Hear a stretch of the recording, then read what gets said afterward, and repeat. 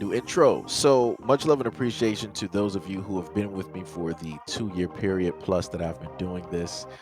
Thank you for showing your love and support to the channel. And to anybody else who is brand new to the platform and you would like to support the channel, also you can do it by way of Patreon, Anchor, the clothing store, and also the shoe shop that is listed in the comment description below. And again, thank you to any and all of you guys who have been here to support this channel during the 2+ year period. I wouldn't be able to do what I do every single day without you.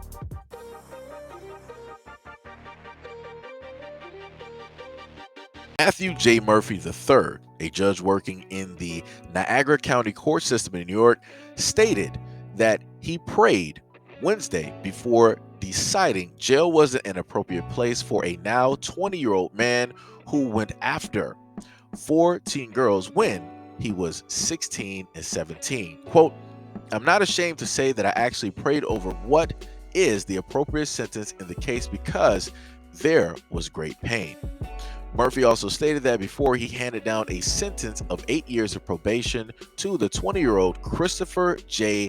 Belter, who was convicted of R and SA against the 14 girls in his Lewiston home. Quote, "There was great harm. There were multiple crimes committed in each case." Murphy had previously decided that Belter would not be tried as a youthful offender. Although his crimes were committed when he was 16 and 17, still, he said he agonized over the appropriate punishment for Belter. Quote, "It seems to me that a sentence that involves incarceration or partial incarceration isn't appropriate." The judge's decision has angered at least one of Belter's victims and sparked outrage from others on social media. Quote, "The second that I heard the word probation, I honestly just broke down. I didn't hear one word said after that." She later stated, "I did have to run to the bathroom after that courtroom closed." Court records cited by the New York Times stated that August 2018 that one of the victims was at Belter's home one night with his sister when he invited her into his room and then committed to assault her. She was 16 at the time.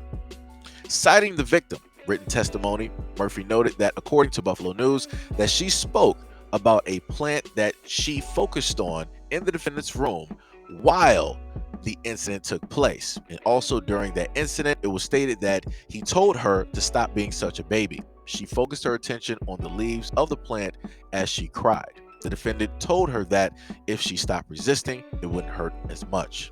Stephen M. Cohen, a lawyer for the victim, stated that, quote, "My client threw up in the ladies' room following the sentencing." He also stated that if Chris Belter was not a white defendant from a rich and influential family, he would surely have been sentenced to prison. Along with the victim, Belter's other victims included a 16-year-old girl that he went after on the night of February 3rd through the 4th back in 2017, a 15-year-old girl on the night of November 22nd to the 23rd in 2017, and a 16-year-old girl on the night of February 3rd through the 4th in 2018. The attacks all took place at his family home in a wealthy Lewiston, which became known as a party house. A more inappropriate name for the home was stated by Assistant District Attorney Peter M. Windish. Quote, "It was a house for SA."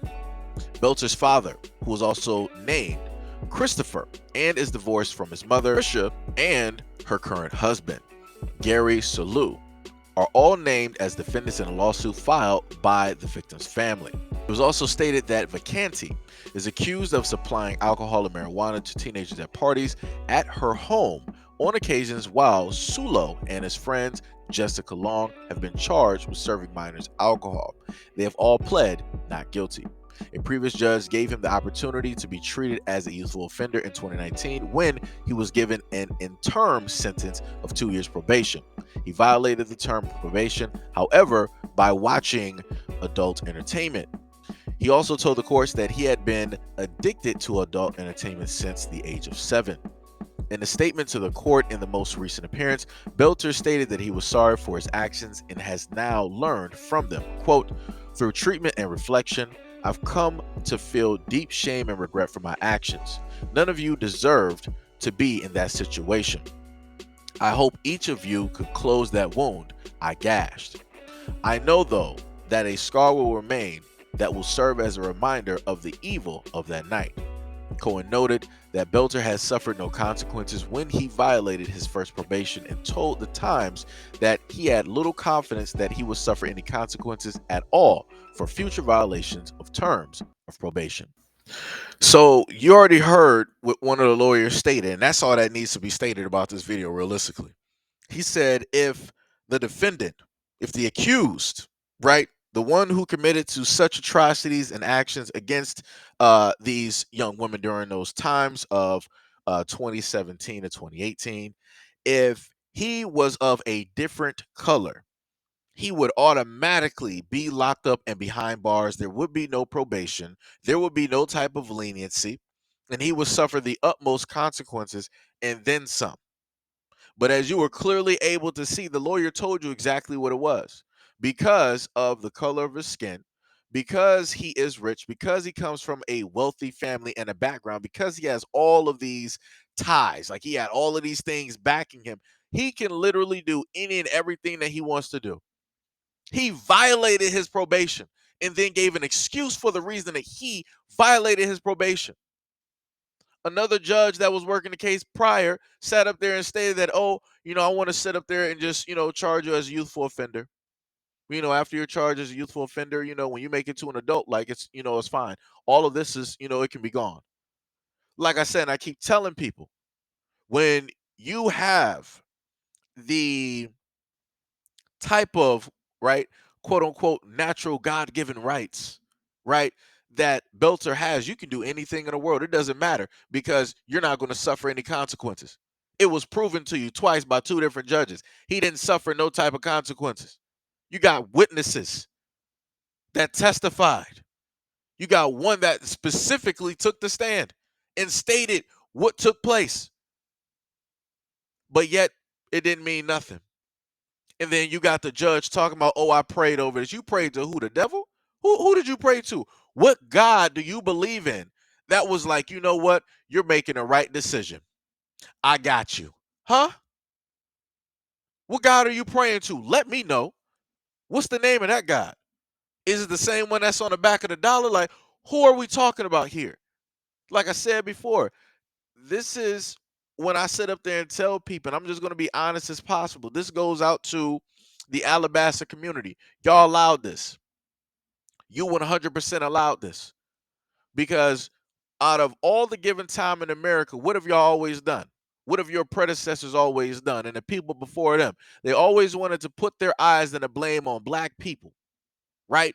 Always wanted to blame black people for every single thing under the sun, above the sun.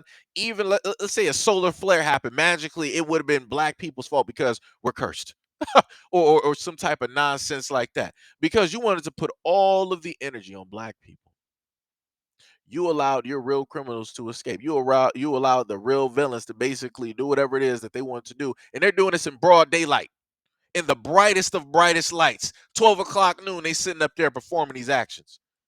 But where y'all at to sit up there and look at this and to put down some consequences and to put your foot down? You're nowhere. Why? Because you're always focused on whatever it is that black people doing.